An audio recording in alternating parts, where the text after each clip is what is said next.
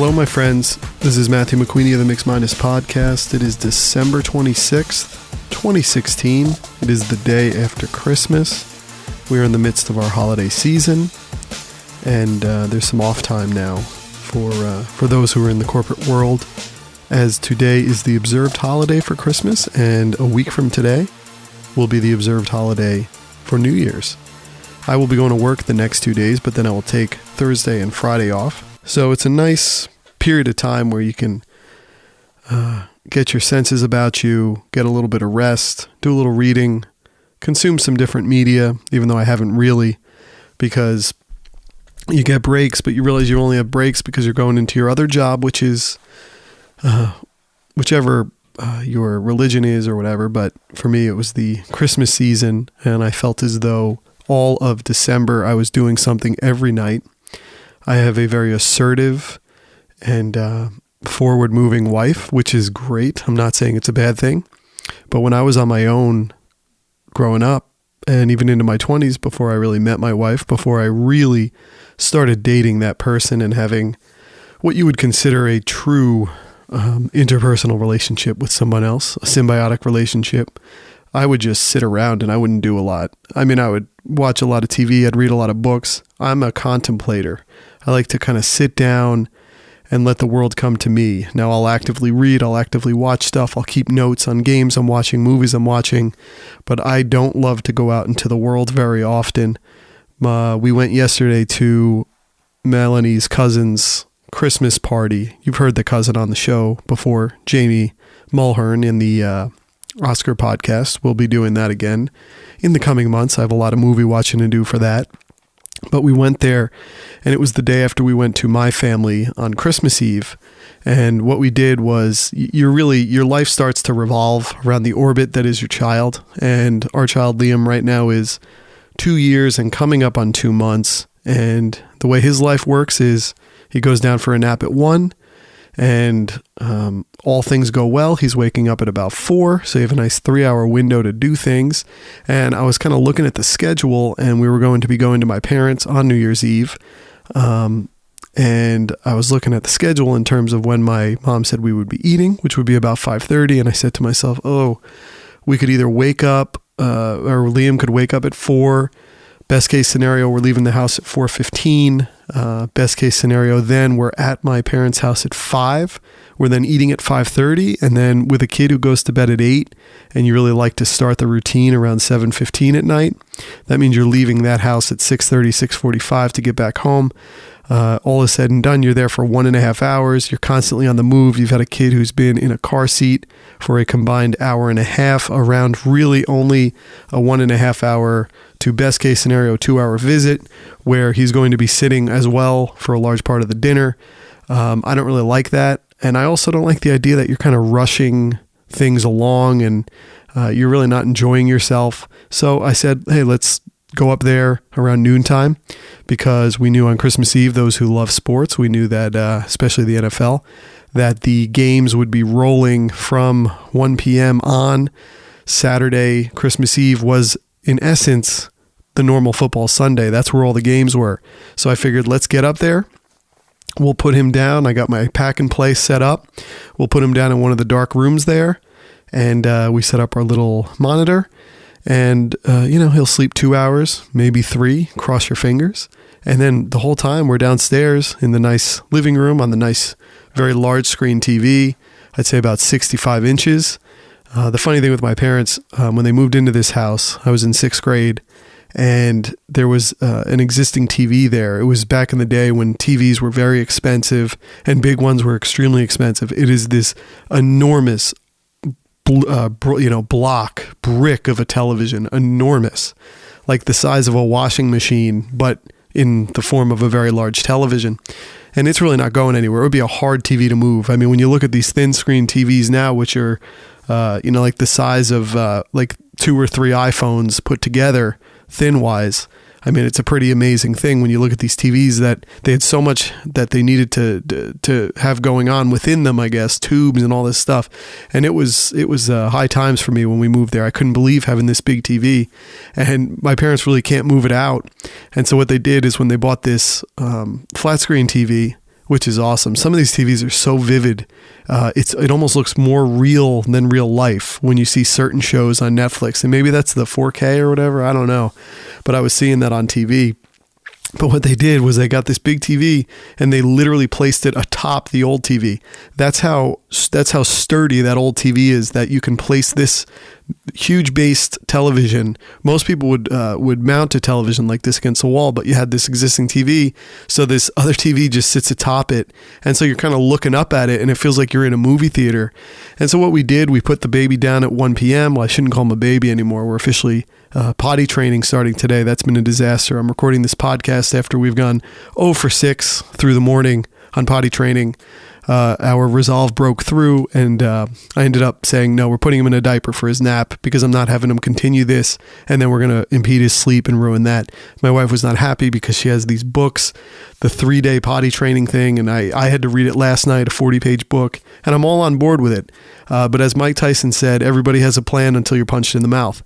We were kind of punched in the mouth this morning, so I'm going to say, okay, let's put a diaper on during sleeping time so that doesn't disrupt that, because I can imagine overnight, he pees his bed, and then overnight you're changing out sheets, you're doing all this, and then he's awake, and then you're not sleeping, you're awake. I don't know about that. So we are totally on a kind of schedule with that. Things are weird, but when we were up at my parents', put him down, 1 p.m., he was asleep. He ended up sleeping for 3 hours, about 1:15 to 4:15. Beautiful. I sat on the couch.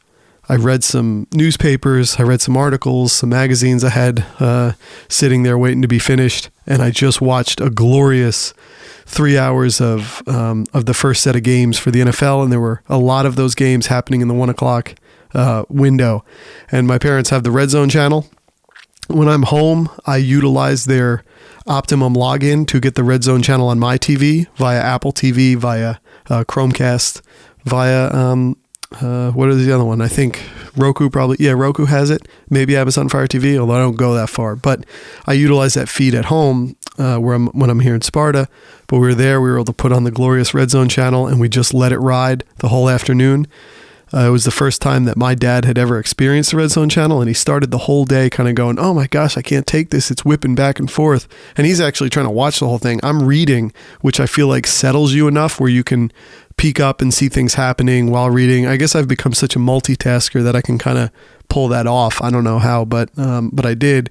But then by the end of the set of 1 o'clock games, all of a sudden he's like, this is great. It's just going back and forth to the endings of games. I go, yeah, I know.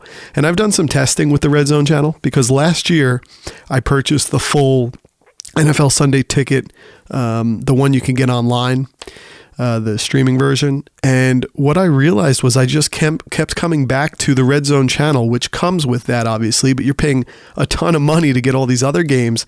I never could settle on a game because if you don't have like a 4 or 5 TV setup where all the games are playing, you're going to end up inevitably missing things. And so what I found was by the end of the season last year, I was just watching the Red Zone channel the whole time. And just kind of eschewing the rest of the roster of games. And I thought, what a waste. So this year I actually got into things and said to myself, you know what, through my cable provider, I can get the Red Zone channel on TV for like $8 extra a month. That's well worth it. And the first week we had a free preview, and I went, oh, this is great. And then it occurred to me, wait a second, you can get the Red Zone channel with an existing authenticated cable credential. And I realized my parents have that, and they have the Red Zone channel as part of that. So I never had to re-up to that. But I've been kind of playing with things with the Red Zone channel. And what I realized this year, because I understood my dad's point of view, which was that you're missing games. And it's true. If the team you root for or the big game you might want to watch doesn't have a lot of action in the 20s, in the red zone, then you're not going to come up a lot. Now, they will bring you into that game if there's not something else happening in the different games, but there really does always seem to be red zone. But what I realized is, first off, if the teams or the games you're wanting to watch don't get into the red zone, then did it really happen? Did that tree fall in the forest? I don't know. But eventually it breaks through. Eventually someone will.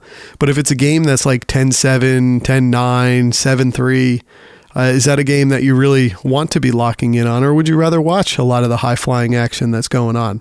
But what I realized, even when you do have a team or a game that has a lot of action, there is so much commercial activity during the average football game that you really don't miss very much if you just watch the Red Zone channel.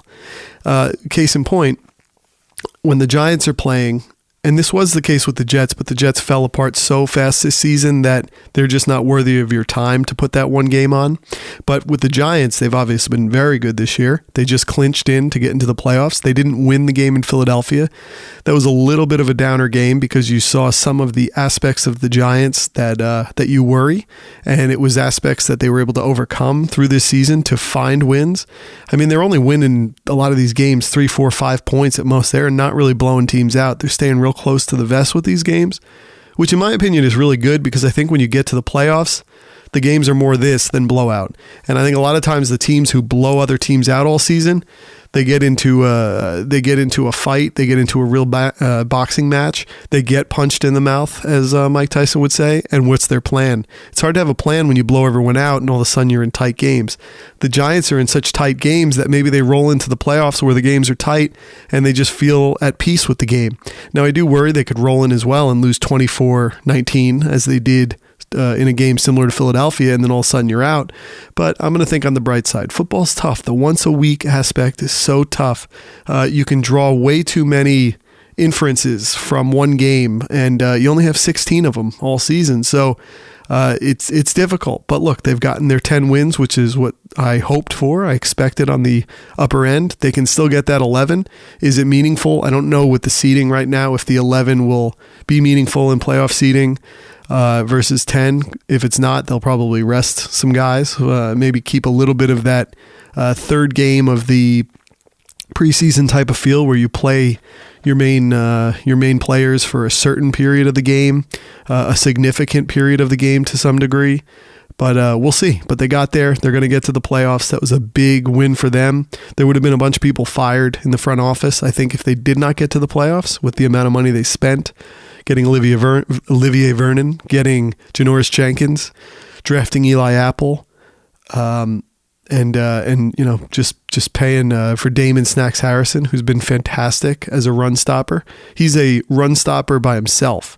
He will take your ranking and move you straight up the ledger in that regard. He's a big man. He sits in the middle. You're not getting by him.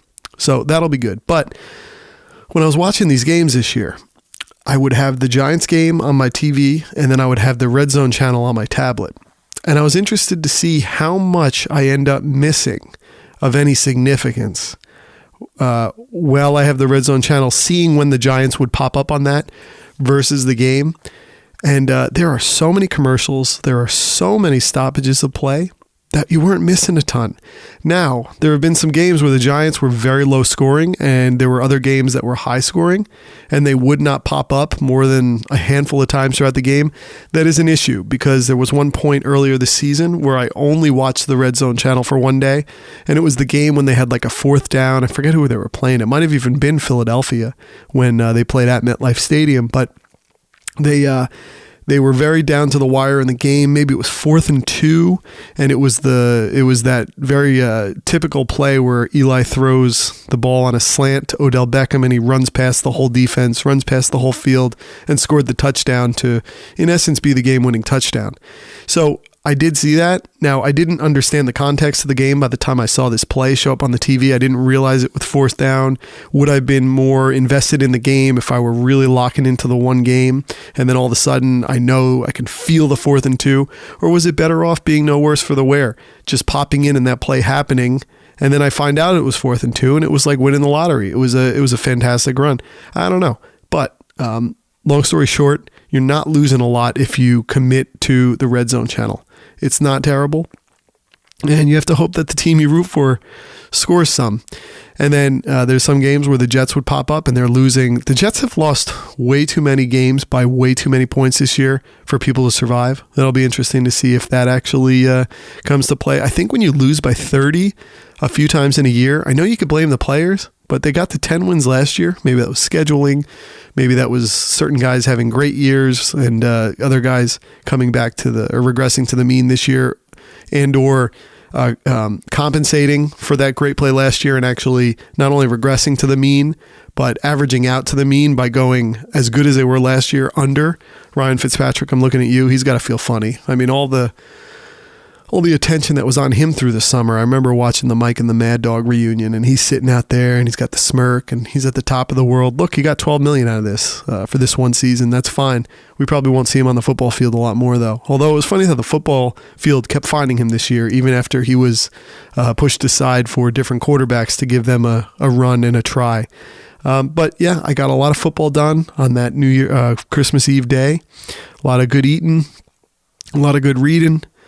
And we're in that season where you get all the double issues of your magazines, and you got to be careful because a double issue means you do have 2 weeks to read it.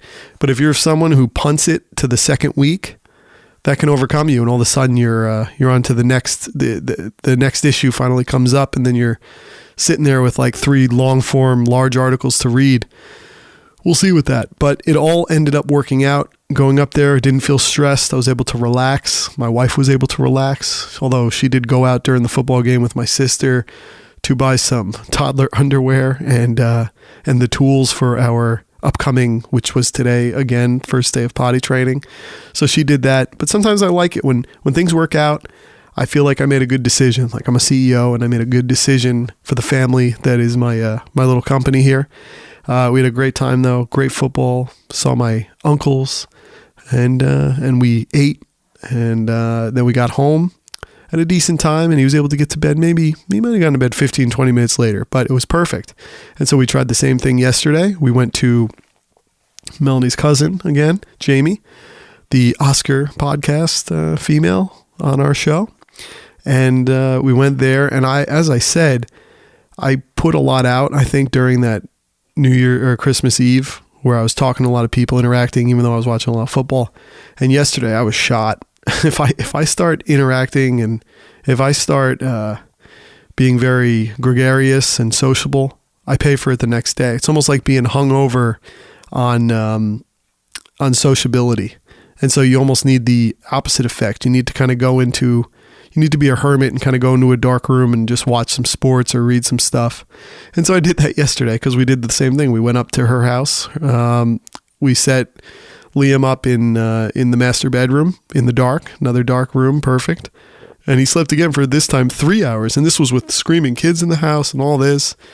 And Jamie's husband, John, is a judge, so he's taking calls of all these crimes on Christmas Day where he has to put warrants out. He has to make these decisions, and he can be a little bit hard of hearing. And so he's yelling, and I'm like, how are we doing this? But we put him down, and I just kind of rescinded away from the area where everyone was sitting around the Christmas tree. There's no TV in there. And I went up to this nice little perch. It's kind of like the second and a half floor. So there's like a stairway up to kind of the first floor, and then below there's like a full floor with like a living room and a dining room and a kitchen. And there's actually a floor below. It kind of matches whatever the elevation is that this house is built on. And then there's kind of a third floor. So they're able to get somehow 4 floors out of what I feel like is really 2, but it's really just a perch. It's like a stairway up to I would call it a perch. And it has a beautiful big TV, a nice couch, nice recliner. I just sat on the couch. I read, and I watched a lot of NBA. I saw a lot of the Knicks play the Celtics. That was a very competitive game. Porzingis was really fun. Porzingis is going to have some issues here until they build around him and allow him to be the alpha. He sort of is a good guy in the sense that he will lay in the background. I mean, he's playing on a team of players who he saw while he was in his formative years growing up. I mean, he's in his formative years, but 5 years ago, he's 15 or 14, and he's watching Derrick Rose, he's watching Carmelo Anthony, he's watching Joakim Noah, he's watching all these players be stars on the court, be MVP level type players, be defensive player of the year type players, and now he's the alpha dog in reality, but he's playing on the team with these guys, and they still have the vestiges of being high level number 1 option players, and so they want the ball, and so it's kind of a tug of war between him getting it because he should get it, and between them taking it because they feel like they should take it. And he was good though. He had a lot of good play. He had two basically 3-point plays 6-0 run. He scored it. He hit a three, and then he had a nice little bounding out away from the defense, cherry picking a little bit because he hadn't run back yet, and he got the ball and then got fouled. It was funny. 7-3 Porzingis getting fouled by like 5'9" Isaiah Thomas. Boy, don't Knicks fans sit there going, oh man, I don't think we can take Isaiah Thomas being on the floor here, beating us in this case. But he had a nice little and one there, scored. He can play. And it was a fun, competitive game. It was really good, and I was excited about it because it was going to be coming up onto, or it was going to be the precursor to the Cavs Warriors game. And that game was really good from what I watched. I watched about the half before we had to go and sit down for Christmas dinner, stuff our faces with a lot of food. Obviously, I was following a little bit on my phone as we went. It's the regular season. Christmas is sort of the unofficial start of the NBA season in some ways. Some teams can be out of it by now, but this is where things start to move, where you really start to pay attention to the league on a daily basis. Things start to really matter. And I thought that game kind of mattered. I mean, for Cleveland to come back and for Kyrie to do another dagger, to shoot another dagger against Golden State with their reconstituted team based around Kevin Durant, you can't get too up or too down on a Christmas Day win, even though we did get very up last year when Golden State blew out Cleveland. But I feel like that was the type of game that Golden State sort of needed to win, especially in the position they were in. If they just got blown out from the start, from the tip, you'd feel differently. But they were so in that game and they were playing so well that to kind of get the taste out of their mouth of that losing in the final three of that finals, it sort of felt like they had to win. And now I don't know how amazingly confident I feel getting into a finals that they're going to definitely win with the addition of Durant. Durant was an unbelievable player to get, but he might end up being somewhat superfluous to what they truly needed. They're absolutely making it work. They're the highest level of players on this team you can have, truly. But they're a weird mix still. I mean, when you look at the group of players they have, they're all very redundant. Now they're unselfish, obviously, but this team could almost use maybe a year ago, 2 years ago, Tyson Chandler. They need somebody to do a lot of that dirty work. JaVale McGee has played well, but it's sort of because everyone's focused on the big players on the team. So he's able to kind of bounce out, get some dunks, do some things. People aren't paying attention to him. Now, if he gets his Hare Krishna thing a little longer, people might pay attention. Just kidding, obviously. But they need someone who's just going to take care of things down there, and they're not even going to have to think about them. That's hard to do with the amount of money and the amount of focus you have in those top four players. But they're missing that. When they had Bogut, he was legit. When they had Ezeli backing him up, he was legit. They had some size that they just don't have. And against a team like the Cavs, I feel like that hurts them even more. Tristan Thompson beat them as it is. And then obviously a big factor in that series last year was Bogut going down. I mean, we talk about Draymond Green going down, downing himself by flailing his legs around towards people's private parts, but it was the loss of Bogut as well that was a huge deal. And you need that height to play a team like the Cavs, because the Cavs are just a purpose-built team of all kinds of players. Now, obviously, losing J.R. Smith hurts.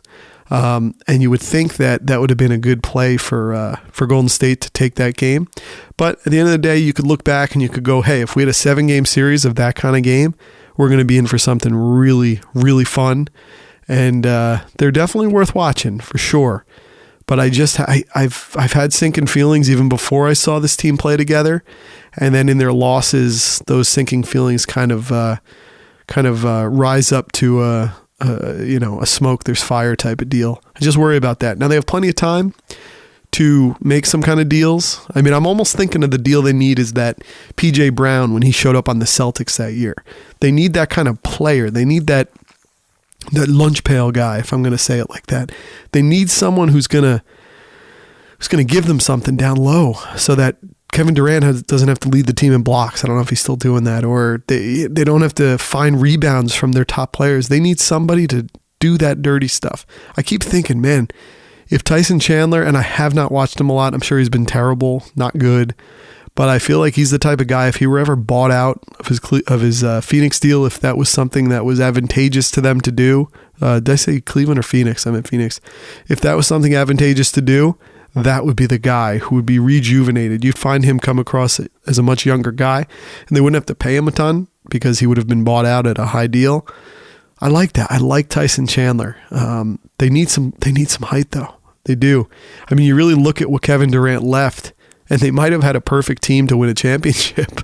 I mean, notwithstanding his give and go, his give and take with Russell Westbrook and what he's doing, and would they have been able to ascend together with Russ showing you what he can do on his own? But man, they had height, they had wings, they had a really, really well put together team, the way that Golden State did last year when all was healthy. Now, you could not assume health as Bogut gets a little older, being such an important cog there. But I liked him as a passer too, from that upper elbow, from that top elbow, if he would do that. He just had such a knack. He had such an intuition to the game. I mean, you're talking about a guy who's a former number 1 draft pick. It's amazing. But we'll see. It's early. It's the start.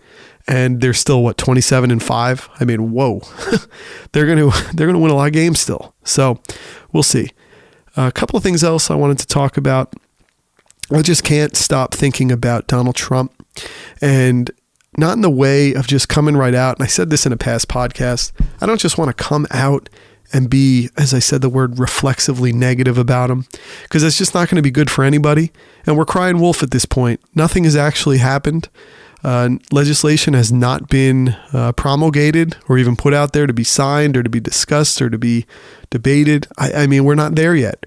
We're in this weird nether zone where people are brought in as almost like fantasy sports picks, and then we are doing hot takes right off the bat. And the hot takes tend to be negative if we don't agree with who Donald Trump is. And I think we don't know if we agree who Donald Trump is. We don't agree with the bad things he says. We don't agree with the racist things. We don't necessarily agree with the nativist things. Everyone loves their country, but do we have to love our country at the expense of not allowing people in, not being a welcoming place for people to start businesses who might be immigrants, not being a welcoming place in general to people who are struggling in the world through war, through famine, through hunger? I don't know. Why be like that right off the bat? I don't think it's the right way to go.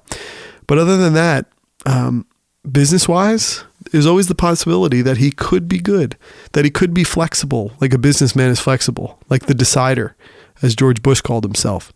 Not sure how that worked out or not, but Donald Trump has been in real business. And, there's some things with him that I haven't been able to talk to you guys in a while, but as each person is put out there as a pick for the different secretaries and departments and cabinet and czars and all that stuff, there's just an immediate kind of reaction of, oh, it's just terrible. It's just more billionaires doing this, which is interesting that he was the populist everyman and he's bringing in just billionaires. Now, I would say, what is he supposed to bring in, Joe the plumber, to run the Department of Energy? I mean, that doesn't make any sense. He's just going to bring in an everyman to run something. There's a reason sometimes people are billionaires. It's because they've run enormous things. They've run conglomerates. They've run companies. And they've made a lot of money doing it.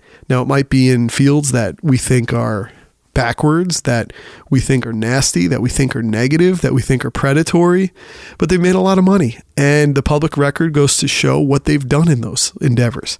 Case in point, Steve Mnuchin, right? That's his name. I've actually heard from someone that I think very highly of. This person said in confidence to a group of people, trust Steve Mnuchin. He's a good guy. He's good people. And this guy saying it has been in these circles, has been closely in these $1 billion circles, and he says trust him.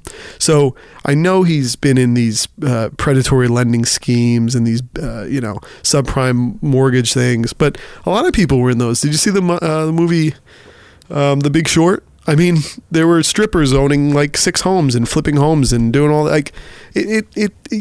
It's hard to blame people for being in the stampede where everything was happening. It's hard to blame people when they're making a lot of money and maybe riding the wave that plenty of other people are doing. Now, we always later want to go, oh, this person called it and they were on it. But that person who was calling it in the moment was like, get out of here, narc. Get out of here, lame guy. We don't want to hear that things are negative. We just want to hear things are going great. But, you know, I'm really having a hard time. I don't just want to be negative. I find myself to be too intelligent to just be negative. So I'm really trying to keep an open mind. There was one thing that really kind of got to me. And that was in the New York Times when they wrote, and this was when Rex Tillerson was named as the Secretary of State. Obviously, he has to be voted in. He has to be validated and verified through Congress and all that stuff. But the New York Times, and I get these little alerts on my iWatch. So you get kind of the headline and you get their take on the headline where they try to put a little more into it. And it said something like, Rex Tillerson, with extensive ties to Russia, put forward as the candidate for Secretary of State, something to that effect. And I sat there and I went, yes.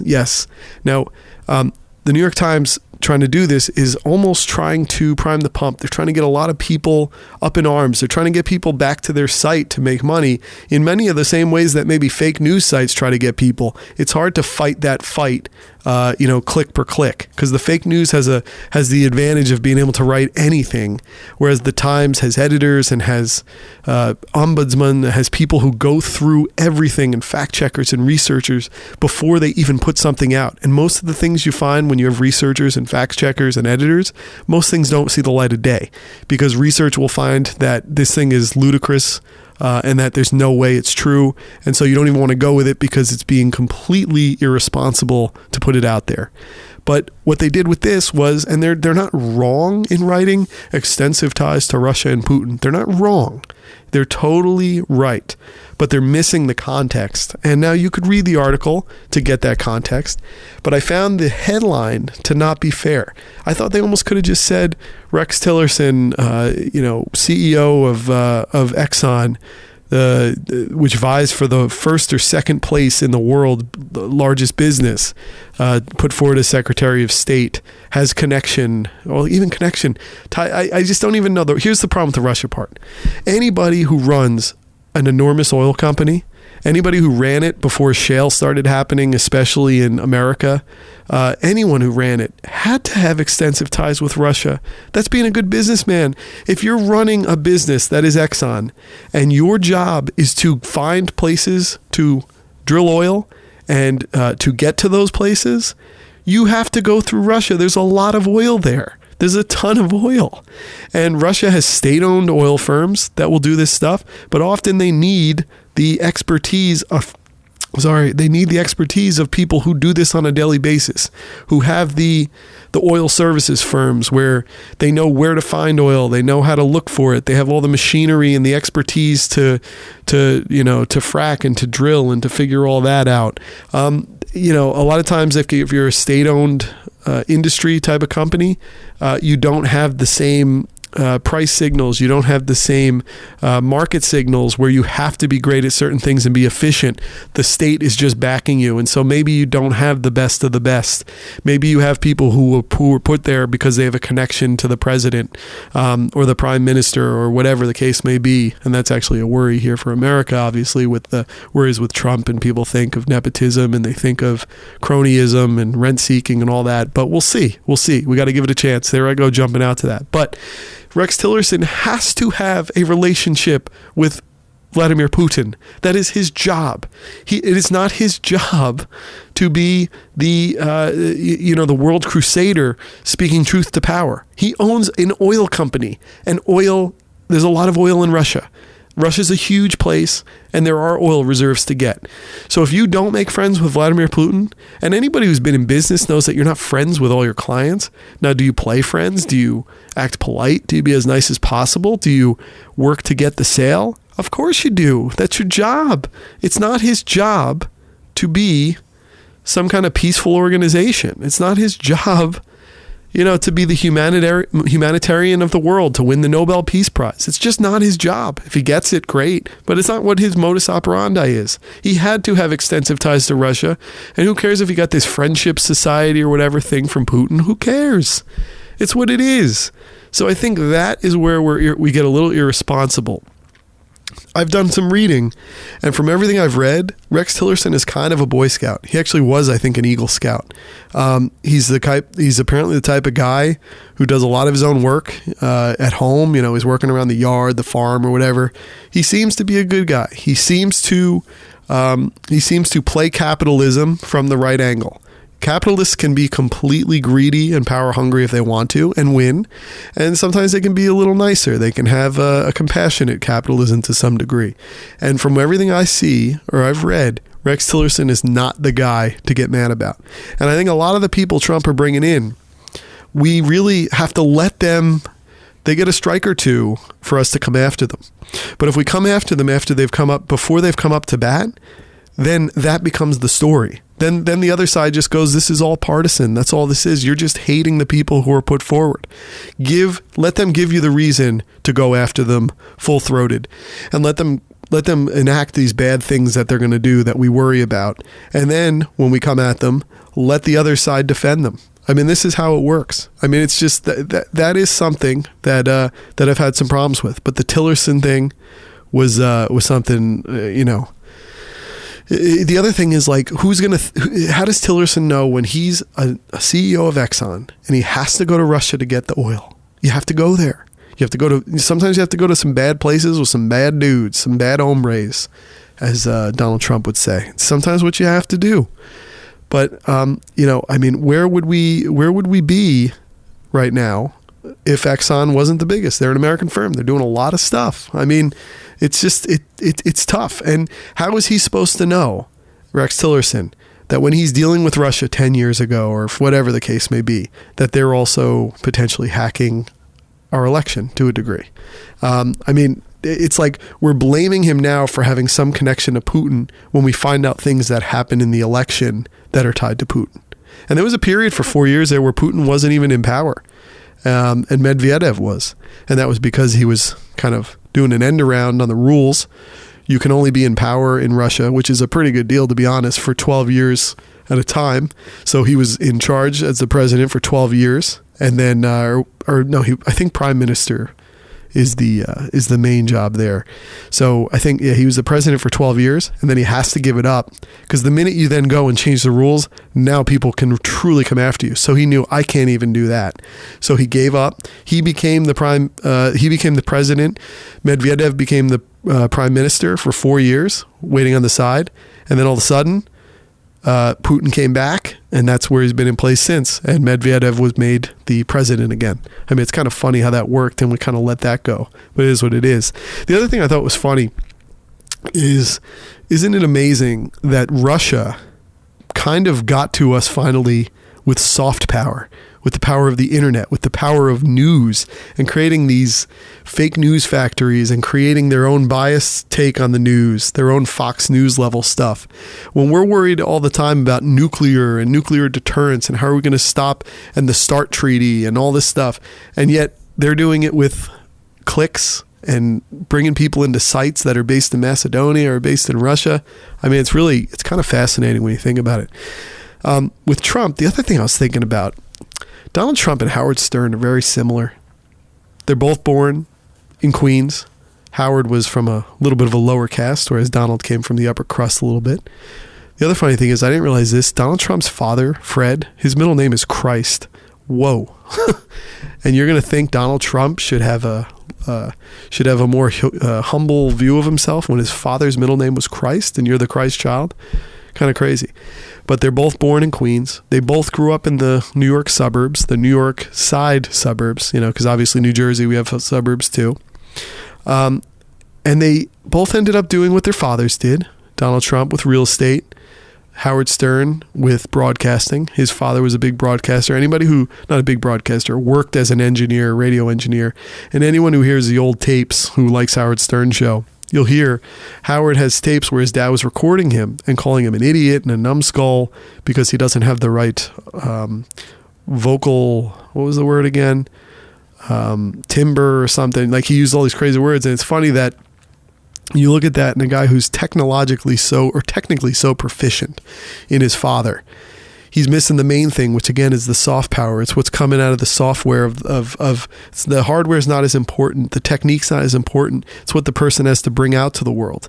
And Howard Stern was like that. He was able to build up almost an empire on his own cult of personality, much as Donald Trump did. He took what his father did and took the inheritance from that and was able to build up to a thing where his name became synonymous with brands. He created real estate projects, but he's not the biggest real estate firm in the world, not by a long shot. But his name became bigger than almost any other names because of his cult of personality. He drove it to the highest levels. He's now the president of the United States. It's actually kind of fascinating.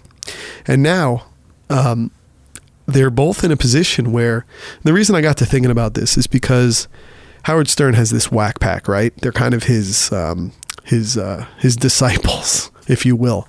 And they all kind of have infirmaries, and they're all, they have some special needs. They have handicaps and they have disabilities.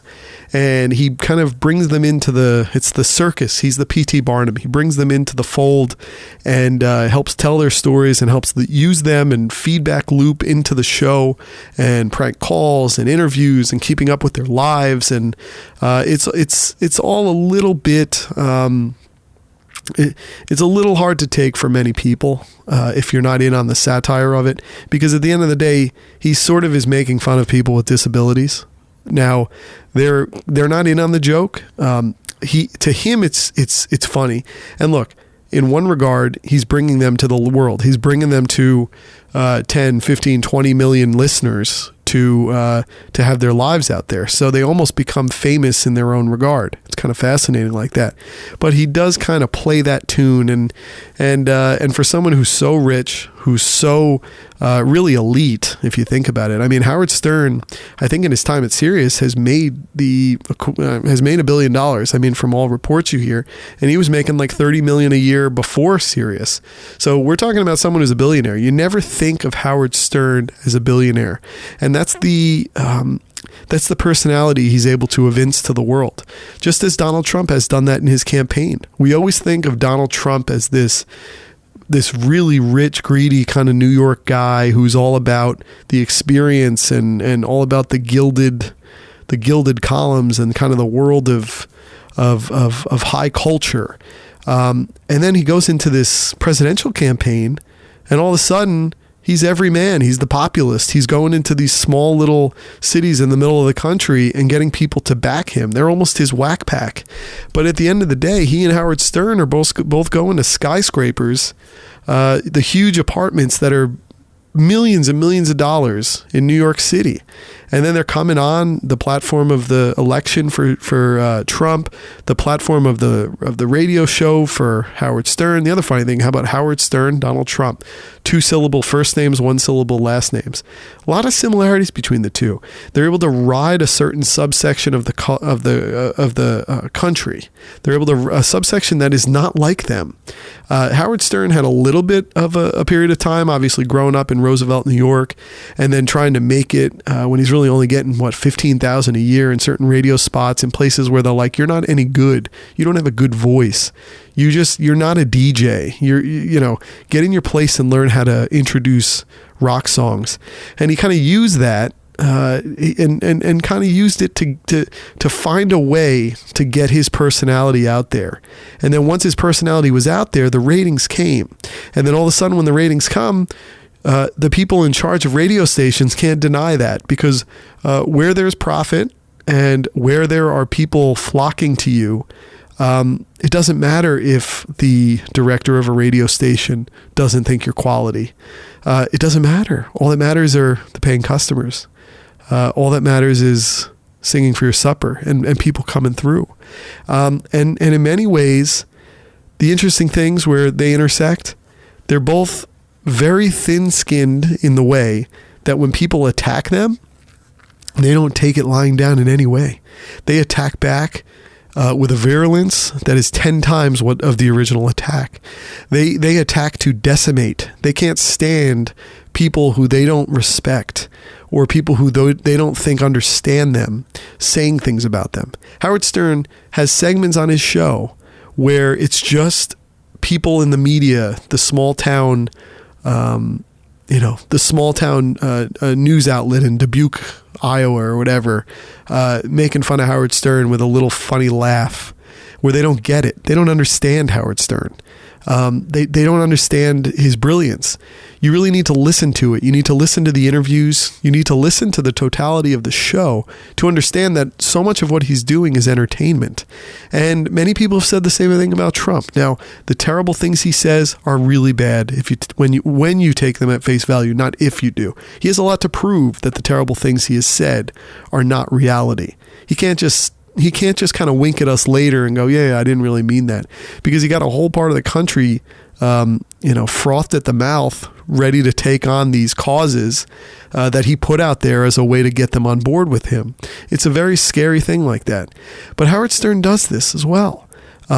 He will have people come at him, and he will bring that Dubuque, Iowa, that commentary, from the weather guy talking to the local news guy. When that thing's not getting out there, no one's watching it, no one cares. He'll bring that up as a way to then go at them. And then you go, wow, that was genius, because that just created content, and that created conflict. And many times the best content is conflict. And he does that at a high degree. He does it at a level that is like a maestro, that is like a concert pianist or a soloist. I mean, it's amazing. They're able to play people the way savants can play instruments. And they both do it. Trump will go after people who say the slightest thing about him, and he will go at them as hard as you possibly can. The full weight of his legal entity, the full weight of his business, he'll come at you. Normal guys, just trolls on Twitter who come at him, who have like 10 followers, he would go right back at them. That's how much he's looking. And maybe that thin skin helps you succeed in some ways, because if you're always on the attack, it's always coming through, and it's always pushing out there, and it's always keeping you out there as well. A lot of times you need something to fight against to know what you are actually for. But it's amazing that they're both kind of playing these groups of people. Howard Stern's not playing them. He's entertaining them, but he's saying things that maybe I don't think he believes. I think he is upper crust. When he's off his radio show, I think he's probably a boring upper crust guy who hangs out with really rich people. But I was thinking especially of this weekend, because in his whack pack, one of the members, Joey Boots, passed away. It was like on a podcast. This is how big Howard Stern is, that residual networks can open up of people who do podcasts, and audiences care about what these people have to say when they're talking through a computer. And it has nothing to do with the show. It's someone like High Pitch Eric and Joey Boots doing a show. And apparently Joey Boots wasn't picking up his phone or hadn't talked on the podcast. And High Pitch Eric went to his house, and of course they were still on the podcast, or his apartment, and called the super to come down, open the door, and Joey Boots was apparently slumped over his computer. But when I was thinking to myself, so the Howard Stern show is off for 2 weeks right now, through the holidays. Does Howard Stern see the news? And does he truly sit in his apartment or wherever he's on vacation, which I think is his vacation home pretty close to where Trump is down in Mar-a-Lago and Palm Beach? Does he sit there and does he get saddened? These are people who have contributed hours upon hours, hundreds of hours of content to his show, because he let them into the tent. He let them into the circus, and he tamed them when they're on the show. He was interested in them when they're on the show, but I don't think he's that interested in them when they're off the show. And that's okay. Look, they got their celebrity from it. They got their name out there. We're laughing at them, not with them, but they don't know that. They're stars. Howard Stern does know that. But is he sitting there when he's off, when he's in his gilded wherever he is, and is he sad that Joey Boots passed away? Is he sad that Eric the actor passed away? All these whack packers, when they pass, does he actually get genuinely sad? Or does he sit there and just say to himself, no, I'm moving on to the next thing? And it's this weird thing, and it made me think of the Donald Trump voter, that person in the middle of the country, the one who we're all thinking of, not the ones who kept it to themselves that they wanted to vote for Donald Trump and kind of just went in as a silent majority and voted for him because they're the everyday person. They might own a small business. They might actually be a well-paid white collar type of job, working in office. But I'm talking about the middle of the country, the folks who would go to his rallies, sort of the own whack pack, if you think about it, where Donald Trump is going up there and doing a radio show in front of 15,000 people in an arena, and they all have his hats, and they all have the signs, and they all have the sayings, lock her up, put her in jail, Trump that bitch, all that kind of stuff. It feels very Howard Stern level entertainment, or what people think. I know that that's not fully what Howard Stern is. I know he's got great interviews. I know the majority of his show is actually really good and interesting banter between the different people that he has in the studio with him. But it's a show, and really Donald Trump found his platform. It's the live radio show with a whole group of people, and he's speaking off the cuff. He's not reading a teleprompter. He's doing a radio show. Howard Stern has notes for his show, but he doesn't have a script. He knows where he's going with it, and he sort of has a bunch of things he wants to talk about. He keeps a bulleted list probably of, I saw this show, or I read this article, or I did this, and he just keeps it around waiting for the right time to pounce on it. Very similar to Donald Trump, very stream of consciousness with Donald Trump. And it really is interesting how similar they are. But I was thinking of the fact, does Donald Trump actually care about the people in that crowd? Or has he exalted them up the way Howard Stern exalts up his whack pack, the way he brings some level of acclaim and some level of celebrity to these folks?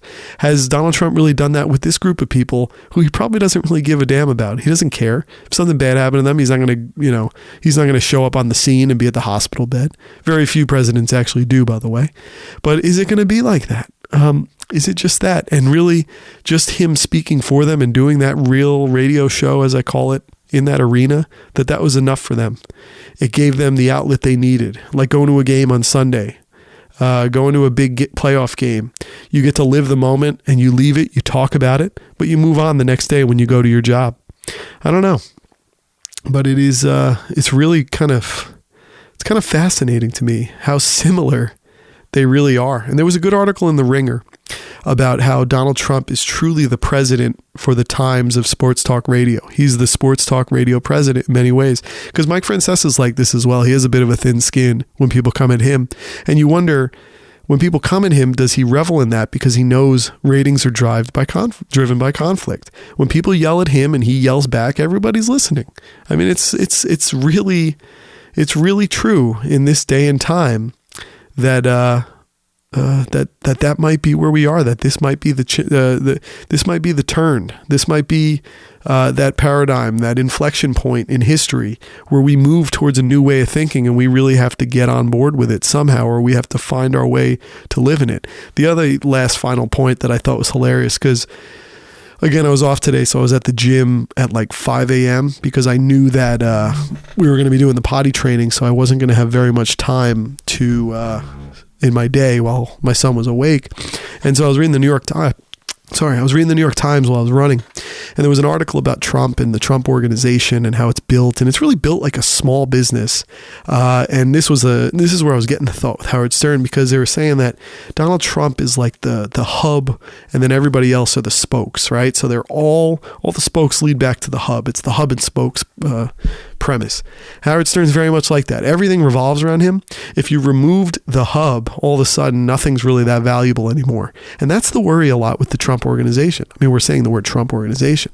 It's that if he's removed from this thing, it's not that valuable at all. Just as Howard Stern is. You remove him, really nobody on that show is that interesting to have their own show. It's just not going to be very good.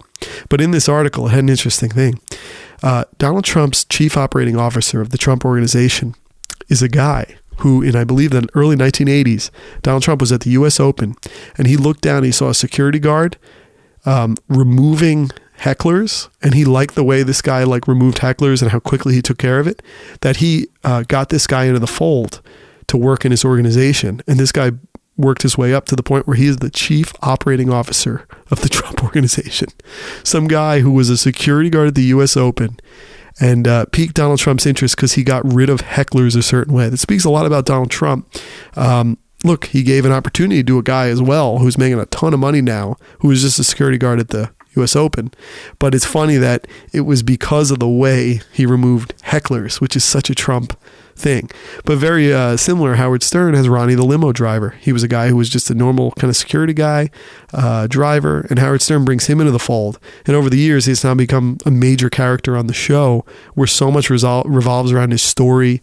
He's doing events, comedy events, strip club openings, all this.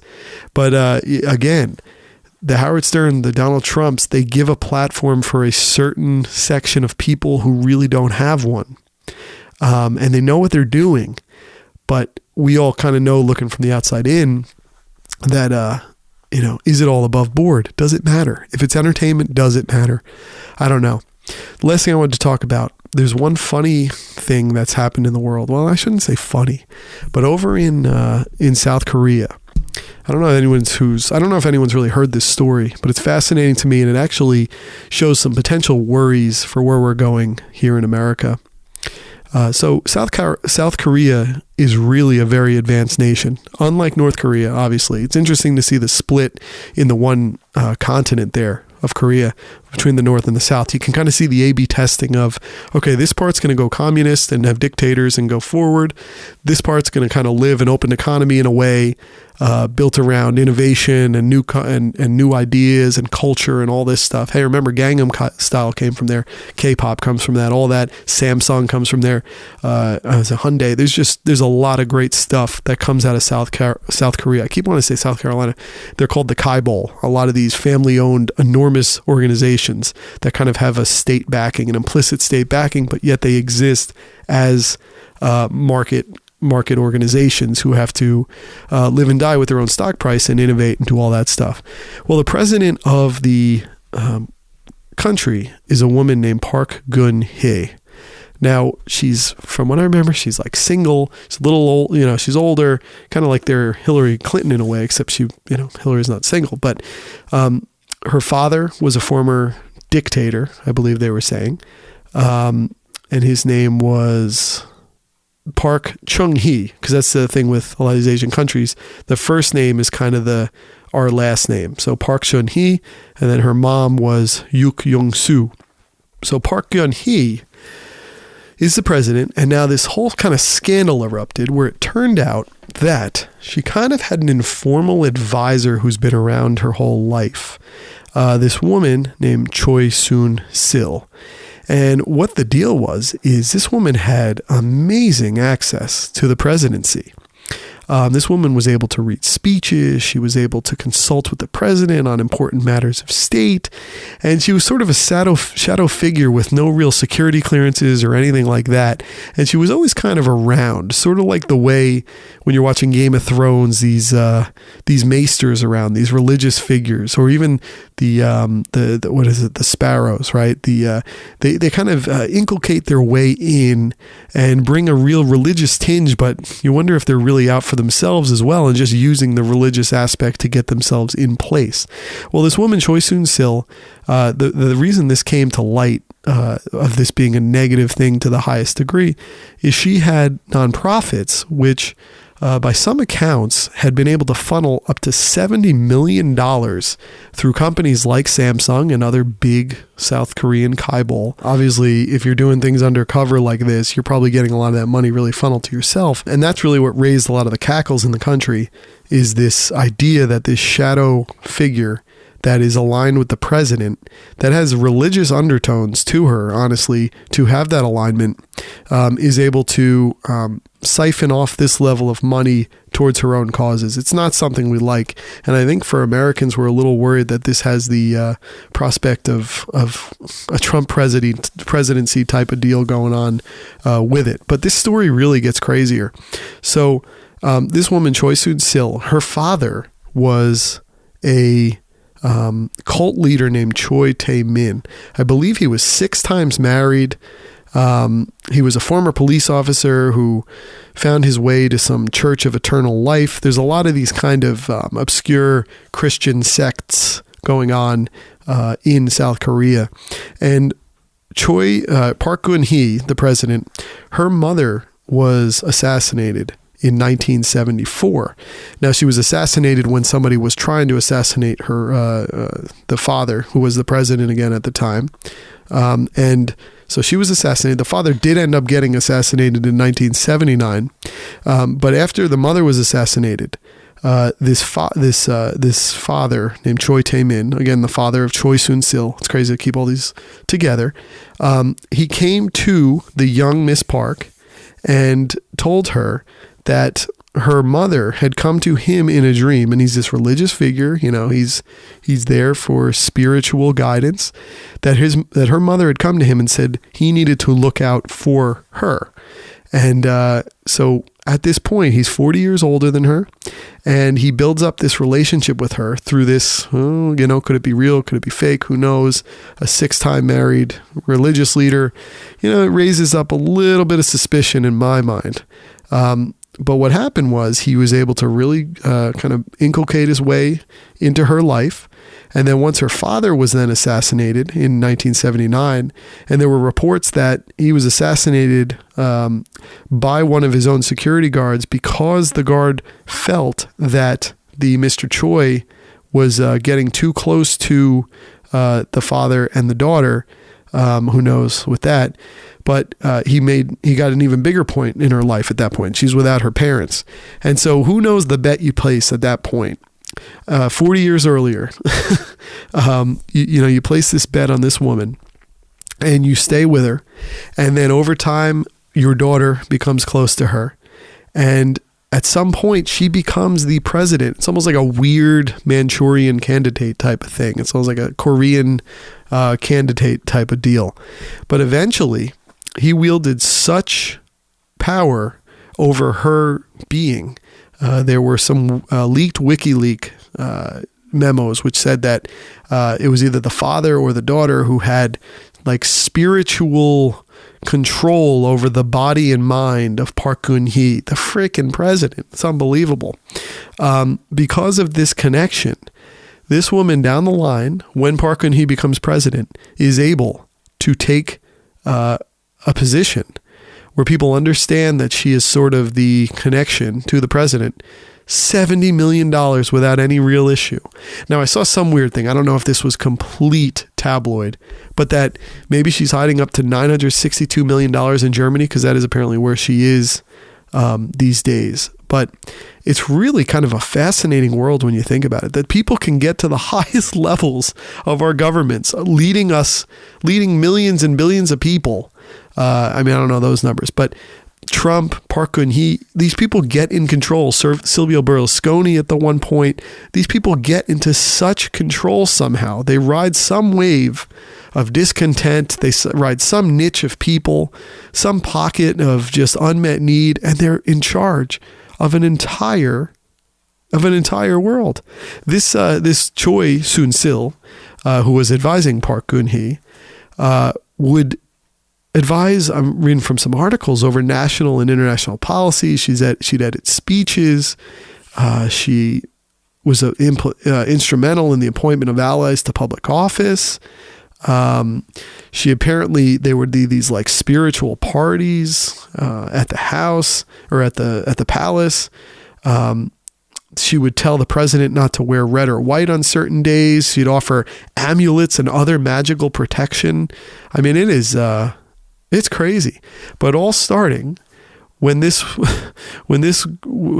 president was a girl and her parents were assassinated, and a spiritual advisor, a 6 times married spiritual advisor, is able to kind of, I don't want to say weasel because I don't know what the deal is, but he's able to find his way into her life, and then the payoff to his children down the line at some point in the future, some point far down in the future, what it means to your family. I just was, I can't believe this is going on. And it's the type of thing that John Oliver would almost do a story on, because, I just you can't make it up. So that was all over the place. I want to get back in as we get into our year here. Got some things I still want to talk about, but let's call it there, because I think it's back to potty training now. It's back to getting ourselves, seeing if we can turn our 0 for 6 into a 6 for 6 and help our average here with our potty training 2-year-old. So friends, I really do appreciate listening. I will talk to you down the line, and you enjoy your New Year's Eve festivities if I don't talk to you, and have a great time. Let's enjoy the bowl season as the big bowls come up in college football. Let's enjoy our sports, and we'll pick it up a little later.